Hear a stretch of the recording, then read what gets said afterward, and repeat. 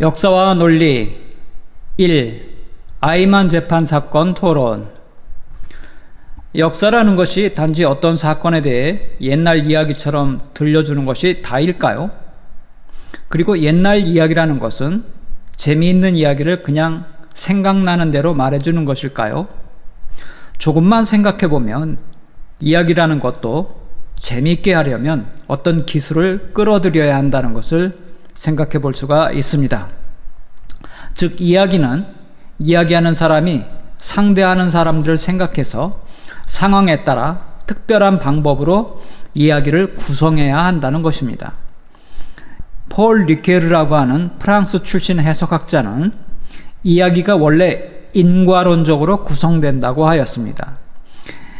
이에 관한 리케르의 사상에 대해 궁금하신 분은 세 권으로 만들어진 시간과 이야기라는 책을 참고하세요. 앞에서 말씀드린 것처럼 역사도 이야기 형식을 사용합니다. 그리고 역사 이야기도 이야기이니까 당연히 인과론적이며 그 나름대로 특별한 방식의 이야기 기술을 사용합니다. 그래서 이번 영상을 통해 역사에서 흔히 다루게 될 가장 기본적인 이야기 도구 또는 역사 이야기에서 흔히 사용될 수 있는 논리 형식에 대해 소개하고자 합니다. 보통은 이런 설명을 해야 할 경우 역사 이론이나 논리학 관련 저술을 이용하게 되기 마련인데요. 저는 간단히 아이만 재판 사건이라는 한 사건을 둘러싼 토론 내용을 통해서 그 방법에 대해 설명하기로 하겠습니다. 이 글의 소재는 근 20년 전 우리나라 IMF 금융위기 책임을 둘러싼 재판과 관련해서 많은 관련자들이 자기는 책임이 없다고 한 것에 분노하여 당시 이대의 모 교수님이 그때의 동아일보 주간 잡지였던 뉴스플러스에 한나 아렌트의 예루살렘의 아이만이란 책과 더불어 소개한 내용이었습니다. 이후 역사에 대한 서술과 이해에 대해 어떻게 쉽게 가르칠 수 있을까 고민하던 제가 마침 그것이 생각나 다음과 같은 형식으로 토론 문제를 만들어 보았습니다. 문제: 아이만 재판 사건.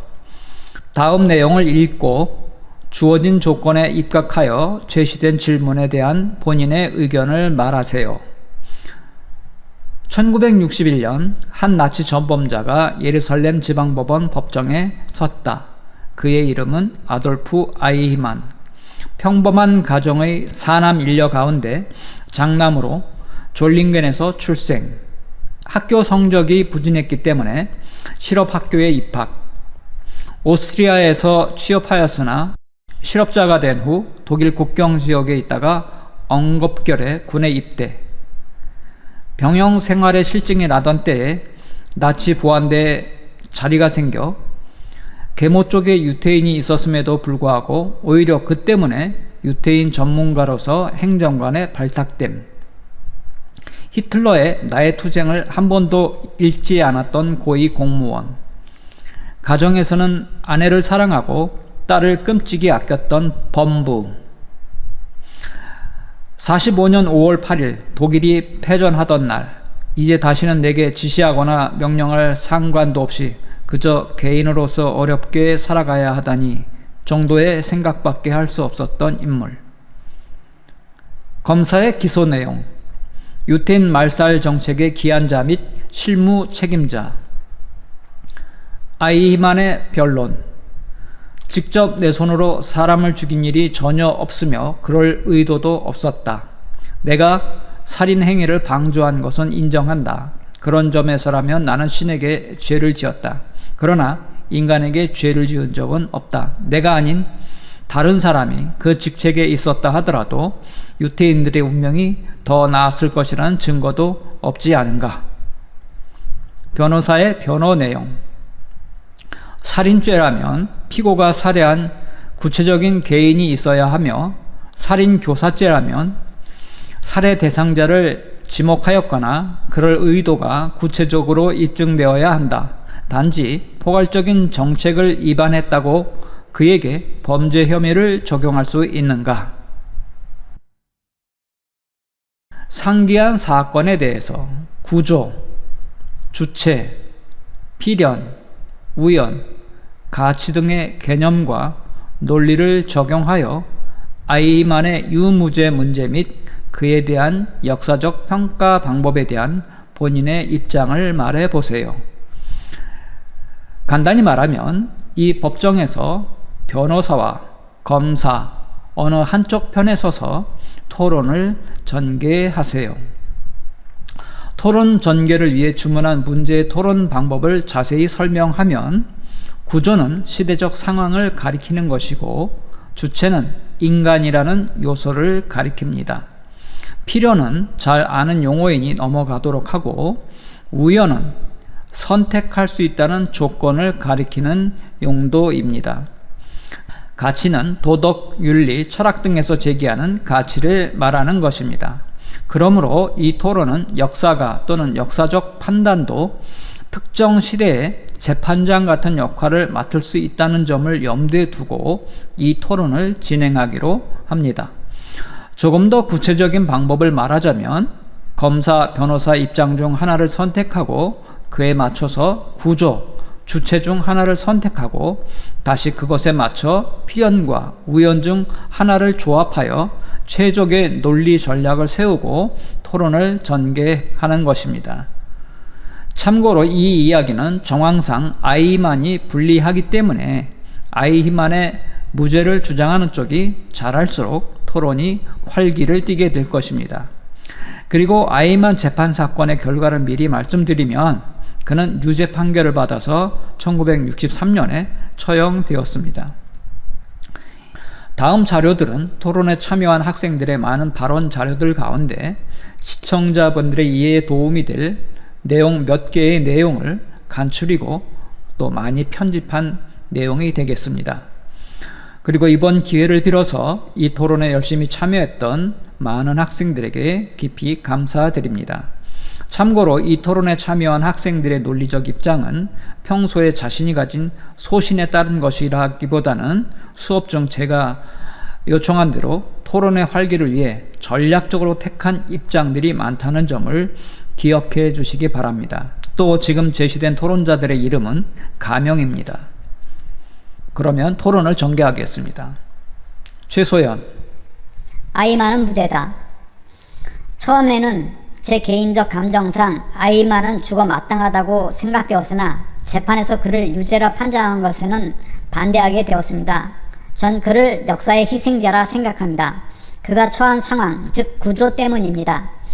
정의라는 것은 시대와 사람에 따라 다르게 생각될 수 있는데 당시의 나치즘은 어느 한 사람의 생각이 아니라 독일인 다수가 가졌던 하나의 이데올로기입니다. 그것이 그 시대의 정의 기준이었던 것입니다. 이런 상황에서 아이만이 가졌던 직책과 역할에 맞는 정의는 무엇이었을까요?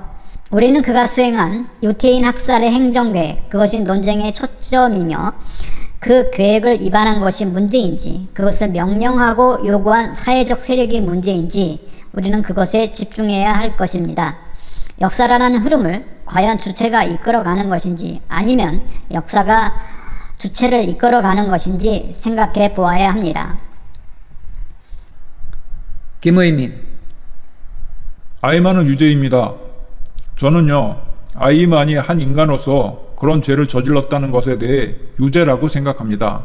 구조적으로 그 상황이 그랬고 뭐 어쩌고 그런다지만요, 사람에게는 본능적으로 이게 안 좋은 건지 좋은 건지 아는 능력이 있다고 믿습니다. 사람들이 전쟁을 싫어하고 평화를 좋아하는 것처럼요. 물론 전쟁을 좋아하는 사람도 있겠죠. 저는 이런 사람들 미치광이라고 부르고 싶네요. 제 경험을 예로 들면요, 저는 군대를 흔히 말하는 정경을 나왔죠. 물론 제 의지와는 상관없어요. 그래서 무수한 데모 진압을 했었죠. 저희의 기본 원칙은 비폭력으로 진압을 하는 거였죠. 근데 사람이 어찌 그렇게만 되는 게 아니죠. 먼저 맞고 그러면 사람들이 이성을 잃는 경우가 종종 있죠. 특히 동료들이 다치거나 하면요. 근데 폭력을 당했다고 시민들에게 폭력을 행사하는 것은 과연 정당한가에 대해서 저 스스로도 수없이 고민하고 그랬죠. 그래서 저 스스로 내린 결론은 죽지 않을 정도만 아니면 그냥 맞고 말자, 그거였죠. 그런 것처럼 나쁜 게 뭔지 알고 있는 게, 이런 걸 하면 안 된다는 걸 아는 게 인간이다라고 생각하거든요. 사람이 구조적으로 어쩔 수 없다는 말로만 핑계를 만든다면 말이죠. 세상에 범죄를 저질러 놓고 구조적으로 어쩔 수 없다고 무죄가 되는 세상이 오겠다는 생각이 듭니다. 시키는 걸 했든 시켜서 제3자가 살인을 했든 그 자리에 누가 앉든 그 살인이 일어났으니까 그 자리에 있는 사람은 무죄다라는 말은 저로선 납득할 길이 없네요. 다 그런 식으로 말해서 도망만 다닌다면 승자에 무조건 굴복하는 인간이 되지 않을까요? 저도 지금 세상이나 옛날 시대나 약육강식의 원리가 지배한다는 것에는 동감합니다. 근데 이것에 동화되지 않고 자기 주장을 펼 수 있고 대항할 수 있는 존재가 또한 인간이라고 생각합니다. 따라서 아이만은 자신은 잘했다고 생각한다 하더라도 다른 사람들, 즉 유태인한테 고통을 줬다는 데 대해서 유죄라고 생각합니다. 김해철 의견. 아이만은 유죄입니다. 무엇보다도 아이만의 행위는 자신의 선택에서 비롯되었다는 점을 지적해야겠습니다. 왜냐하면 우리가 구조의 희생자라면 동일한 구조에 속한 사람 모두 동일한 선택을 해야 하겠지만 실상 그렇지 않으니까요. 예컨대 나치 체제의 독일인들은 모두 나치의 추종자였습니까? 결국 인간은 자신이 속한 다양한 구조들과 맺고 있는 관계에 따라서 선택이라는 행위를 하게 됩니다. 따라서 아이만을 구조의 희생자로 보겠다는 입장에는 찬성하기가 어렵네요. 아이만은 자신의 기준으로 나치 체제를 선택한 것이니까요. 또한 나치 체제나 전범 재판을 주관한 체제를 포함하는 더 큰 체제가 존재한다는 사실을 간과해서는 안 됩니다. 곧 나치 체제 및 아이만을 유죄로 판명하는 것은 나치 체제와 대등한 위상을 가지면서 이와 대립하는 구조가 아니라 양자를 포괄하는 더 큰 구조입니다. 저는 이를 보편성이라 부르고 싶네요. 특히 선택의 기준인 양심이 보편성을 이루는 요소 중 하나입니다. 그런데 아이만의 선택과 행동은 반인륜적이었죠. 따라서 아이만은 유죄입니다. 신미정. 내 생각에도 아이만은 유죄가 맞습니다. 먼저 질문 하나를 던지죠. 다음 중 진정 선한 사람은 누구일까요? A. 원래 선함을 타고난 선한 사람. B. 의지로 선함을 행하는 사람. A는 선한 사람이 분명합니다. 그렇다면 B는 어떤가요? 근대 철학의 아버지라 불리는 존 로크는 이를 선의지에 대한 문제로 보았습니다. 타고난 본성보다는 선의지를 가지고 선한 행동을 하려고 노력하는 사람, 즉 B가 더욱 선한 사람이라는 것입니다. 한번 생각해 봅시다. 타고난 천성으로 행하는 행동 하나하나가 다 선함으로 기결되는 사람은 성인이라 해야 하지 않을까요? 현실적으로 말하는 선한 사람은 보편 정의를 생각하며 의지에 의해 선하게 살려고 노력하는 사람일 것입니다. 이런 선의지는 근대 이후 법사상에 큰 영향을 미치게 되는데요. 즉 법은 사람 자체를 평가하는 것이 아닌 그 행위 결과를 평가하는 것이라는 겁니다. 평소에 착하던 사람이라 할지라도 죄를 범하게 되면 처벌을 받아야 합니다. 평소의 생활과 그 나름의 이유로 정상 참작이 된다 할지라도 말입니다. 아이만이 시대적 상황에서 자신을 보존하기 위해서는 그럴 수밖에 없었으며 자기 스스로 사람을 학살할 마음이 없었다고 합시다. 그러나 명백히 학살을 자행하는 사회의 편승에 행정 임무를 수행하고 학살을 가능케 한 것은 죄입니다. 여기서 죄의 유무는 그 행동의 결과를 따진 것이죠. 그가 아무리 인간적으로 악의가 없고 시켜서 했다 할지라도 그 행위의 죄는 죄입니다. 만약 이를 무시한다면 금방 큰 딜레마에 빠지게 됩니다. 아이만처럼 역사 속에서 그 시대적 상황을 따른 사람들은 많습니다. 처음 무죄를 주장한 소요님의 주장처럼 각각의 시대적 상황과 정황을 따진다면 역사 속에서 이유 없는 이는 아무도 없을 것입니다. 아이만이 단지 시키는 것을 했을 따름이라고요? 직접적으로 살인을 행한 것은 아니라고요? 그렇지요. 허나 그런 것은 정상 참작의 부분이지 절대 그 행위의 유무를 판단하는 논거가 될 수는 없습니다. 우리나라에서 일제식민지 시대 또 5.18 민주항쟁 때 지도부의 명령으로 움직였다고 주장하는 수많은 이의 행동이 정당한 겁니까? 시대의 희생양이라는 사고는 아이만을 포함한 그 불운한 시대를 살아간 모두의 것이지 아이만의 행위를 정당화할 수 있는 것이 아닙니다. 이어서 시대 정의에 대해 이야기해보죠. 소연님은 정의란 시대에 따라 변하는 것이라 하셨고 사회 대다수가 믿고 있는 시대 이데올로기를 이야기하셨습니다. 그렇죠. 시대가 변해가고 사회가 변해감에 따라 많은 옳고 그름의 가치가 변화합니다. 그러나 보편적 정의는 변하지 않는다는 것입니다.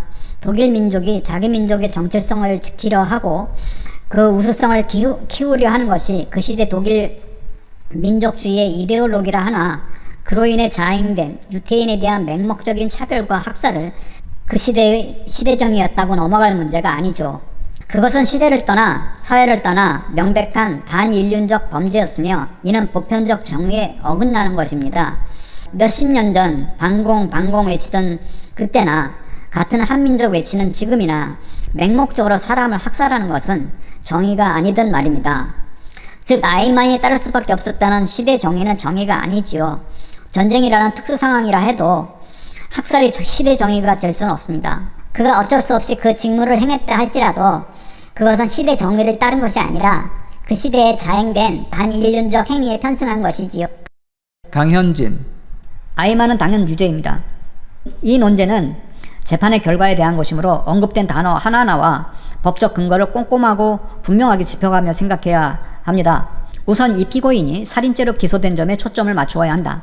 위법은 행위가 있어야만 한다고 법에서 정의하고 있지만 이 말은 행위의 직접적인 주체자만이 범죄자가 되는 것이라는 것은 아니다. 어떤 도난 사건이 발생했다면 반드시 물건을 훔쳤다라는 행위가 있어야 하지만 한 사람이 물건을 훔치는 동안 다른 사람이 망을 보아주었다면 이 도난 사건의 범죄자는 물건을 훔친 사람과 망을 본 사람, 그러니까 공범자까지 두 사람이 되는 것이다. 그러므로 아이만이 내 손으로 사람을 죽인 일이 없다라고 한 변론은 받아들여질 수 없다. 유태인 말살 정책이 행해질 때 우리는 역사책이나 영화를 통해서 유태인이라면 무조건 가스실로 들어가는 장면을 보았고 실제로 유태인 말살 정책이란 이름 그대로 유태인은 모두 죽임을 당해야 했다. 만일 피고인이 살인교사로 살해 대상을 지목했다면 그 대상은 유태인 사람은 모두라고 했을 것이다.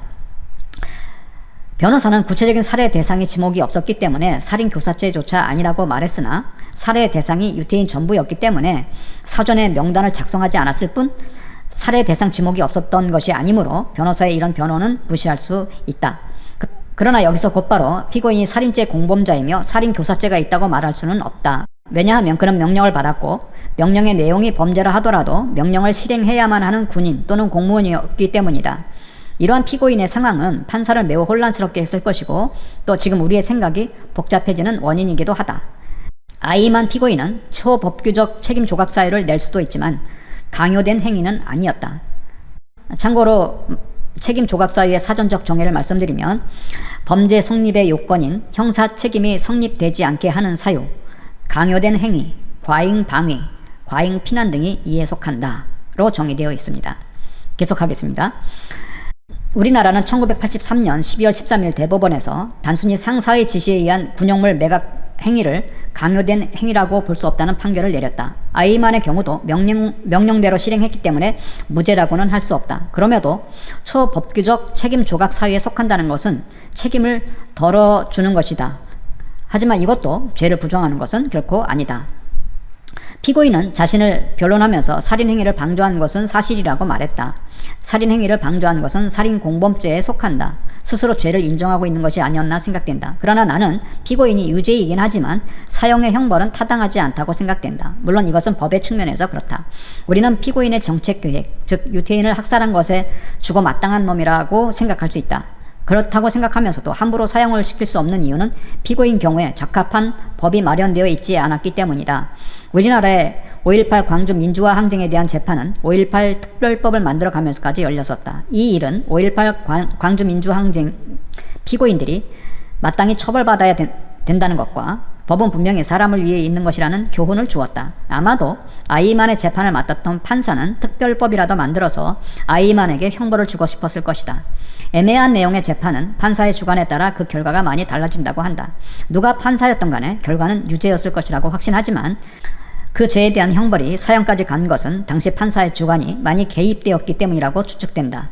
마지막으로 덧붙이자면 피고인은 자신을 변론하면서 자기가 아니었더라도 유태인의 운명이 나아졌을 리 없지 않았겠느냐고 말했다. 나도 그에게 이렇게 말하고 싶다. 그 죄에 대해서 당신의 직책에 당신이 아니라 그 누가 있었더라도 그는 반드시 재판을 받고 처벌을 받았을 것이라고 말이다. 최소연의 반론. 현대의 시점에서 과거의 역사를 평가하는 것은 매우 조심스러운 일이 아닐 수 없다. 우리는 당시의 상황을 겪지 못했고 주관적 감정에 얽매일 수도 있으며 무조건 자기의 도덕적 잣대가 가장 올바른 것이라 착각할 수 있게 그렇다. 아이만 재판을 역사적으로 판단하기에 있어서 주관적 감정의 억제가 선행되어야 하겠다. 그리고 판단의 기준으로 구조와 주체의 중점을 둬 논해보고자 한다. 인간은 역사의 흐름, 즉 구조에서 주어지는 몇 가지 선택의 기로에 놓이게 된다. 구조에 의해 그 선택의 종류가 주어지기에 주체는 구조에 종속적이다. 인간의 판단 의지는 상실되는 것이 아니라 몇 가지 선택에 한정되는 것이다. 시대를 거슬러 자신의 목숨을 걸고 자신의 신념을 지켜나가는 것은 어려운 일이 아닐 수 없다. 보편적 정의를 선택한 사람들은 구조를 바꾸거나 이끌어 나가기도 하며 흔히들 영웅이나 위인이라고 한다. 하지만 모두가 이처럼 보편적 정의를 지키며 살 수는 없다. 비율상 대다수가 순응하는 편에 속하며 이들을 모두 비겁자며 죄인이라 낙인 찍는 것은 무리한 일이다. 보편적 정의를 지켜나간 사람은 영웅으로 칭송받고 그 희생과 용기를 인정받음이 마땅하지만 시대에 순응했다고 해서 죽을 죄를 진 것은 아니라는 뜻이다. 이 모두는 구조가 제시한 선택에 따라 달려있으므로 역사 속 개인의 유무죄를 판단할 수는 없다. 2차 세계대전 당시에 아이만이 자신의 판단에 의해 유태인 학살을 저지른 것이라면 자의적인 살인이라 할 수 있다. 하지만 간과할 수 없는 것이 당시 시대 상황과 시대적 정의가 무엇이었는가라는 점이 중요하다. 공산주의의 예를 들겠다. 공산주의에서 그 사상을 반대하는 사람들은 숙청 대상이다. 독일 나치즘 또한 유태인을 옹호하거나 독일 이데올로기를 부정한 것은 죽음을 의미할 수도 있었다. 자신의 민족도 아닌 그리고 어렸을 때부터 증오의 대상이었던 유태인 계모의 영향으로 좋은 감정도 아닌 유태인의 목숨을 위해서 그리고 도덕적 양심을 위해 자신의 목숨과 바꿀 수 있었을까? 따라서 아이만에게 정책 위반을 둘러싼 판단 여부만 가지고 그를 유죄로 판단할 수 없다. 유대인 학살을 이데올로기의 죄악 또는 역사적 비극이라고도 이야기한다. 역사 진행의 희생물이란 뜻이다. 유태인 학살의 책임은 당시의 위정자들을 처형한다고 해결되는 건 아니다.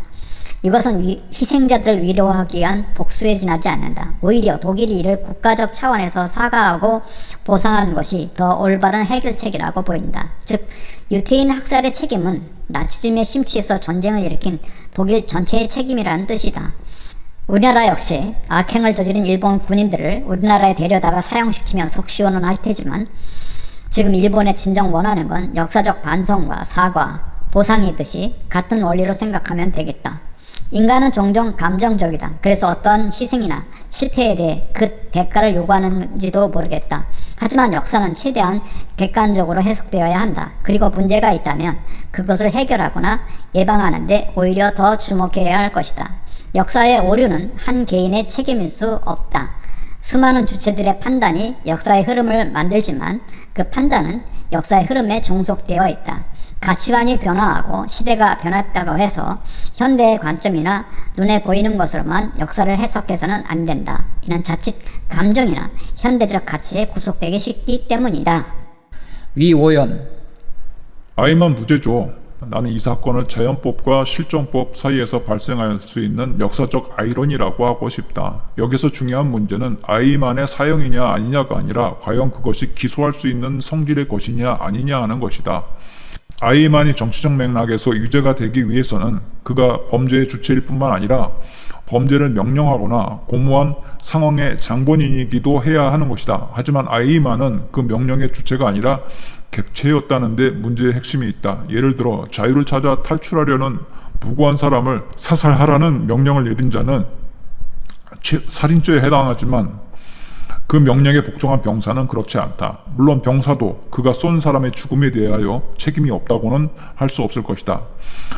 사람은 좋은 행위이든 나쁜 행위이든 자기 행위의 주체인 것이다. 하지만 그렇다고 해서 그가 반드시 그 행위가 저질러진 조건을 만든 장본인은 아니기도 한 것이다.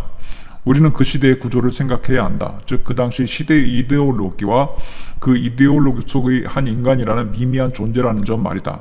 그 관계 속에서 인간이라는 존재가 할 수 있는 사유와 행동의 범위는 극히 제한적일 수밖에 없었다. 나치의 전체주의라는 커다란 물줄기 속에서 아이만이라는 인간은 그저 그 물줄기에 몸을 의탁할 수밖에 없었던 상황이었다. 그리고 아이만이 아닌 다른 사람이 그의 위치에 있었더라도 아이만과 같은 결정을 했을 것이라는 점은 그런 행위의 발생이 필연적이었던 것이라고 할 수 있을 것이다. 끝으로 가치 문제로 이 문제를 설명해 보겠다. 이 재판에서 아이만을 단죄하는 것이 그만한 가치가 있느냐는 생각을 해보자. 형벌의 억제 이론에 근거하여 설명하면 극악한 범죄의 실행자라 하더라도 더 이상 그런 범죄를 저지를 수 있는 상황에 있지 않으면 처벌은 불필요하다는 것이다. 따라서 아이만 같은 사람을 처벌하는 것도 의미를 갖기 어렵다. 그렇다면 아이만은 재판에서 왜 유죄를 선고받았느냐 하는 문제가 생긴다. 이 문제는 자연법으로 설명이 가능하다고 본다. 대표적인 뉴른베르크 재판을 예로 들자면 뉴른베르크 재판의 대상이 된 나치 범죄의 특이성은 범죄가 여러 다양한 민족들에게 저질러져서 재판에 적용할 수 있는 현행법이 거의 존재하지 않았다. 하지만 악은 처벌되어야 했으므로 의제적인 자연법의 원용이 불가피했다. 참고로 의제적이라는 말을 사전적 정의로 소개해드리면 이렇습니다.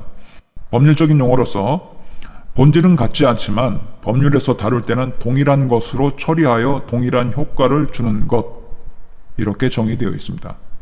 계속하겠습니다. 의제적 자연법에 근거하는 절차에서 원리의 정당성을 확립하는 길은 도덕적 직관에 의한 합의밖에 없을 것이다. 그런데 이 역시 문제를 안고 있다.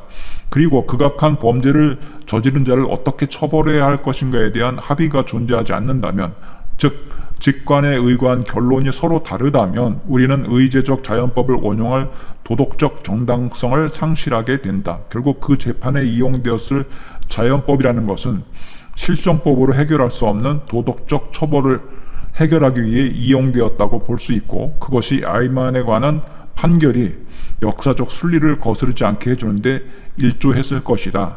결론적으로 말해 서두에서 언급했듯이 저는 아이만이 단지 역사라는 큰 톱니바퀴 속에 하나의 작은 톱니에 불과했으므로 무죄라고 생각합니다.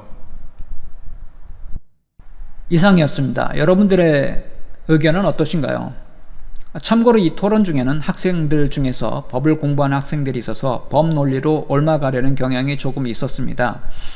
그런데 사실 저는 법 전공이 아니라 깊게 들어가면 따라가기가 쉽지 않은 내용이 되기도 했습니다. 그래도 이 과정에서 토론을 위해 유익한 사고 방법들이 나타났기 때문에 다소 무리가 되더라도 그 논지를 살려두었습니다. 어쨌든 이 토론의 핵심은 역사적 판단을 내리기에 구조, 주체, 필연, 우연 등의 대립적인 개념이 어떻게 활용될 수 있는지를 체험하는 것이 목적인 토론이었습니다. 그리고 간혹 이 토론의 일부 내용은 역사적 사실과도 부합하지 않은 내용이 있을 수 있습니다.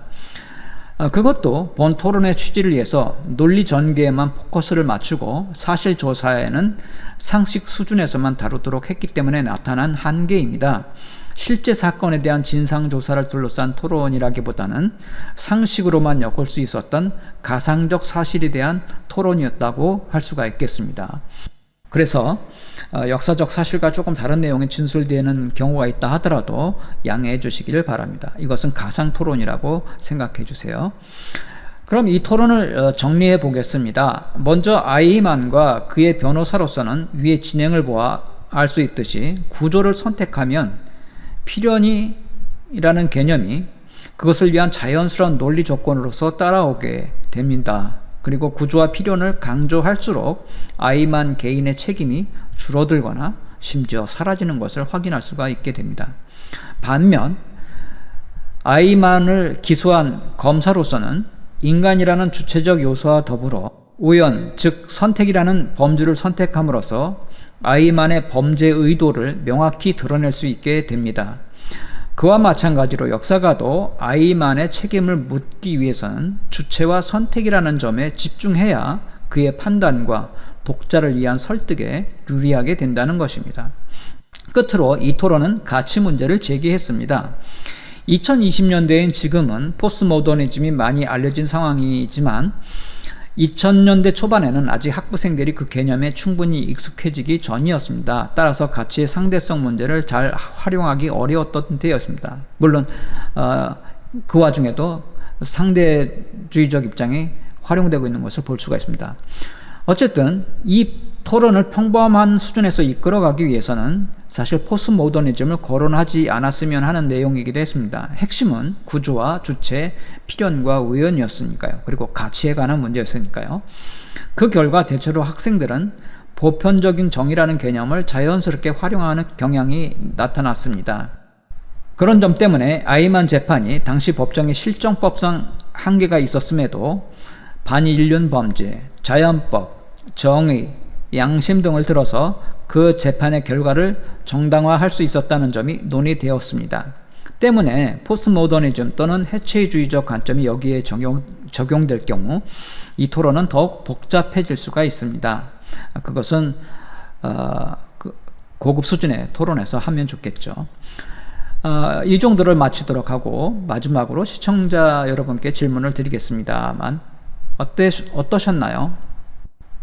역사는 무조건 사료에 나타난 사실만을 많이 다룬다고 해서 보편적인 역사적 진실을 드러낼 수 있는 것이 아니라는 것, 그것이 체험되셨나요?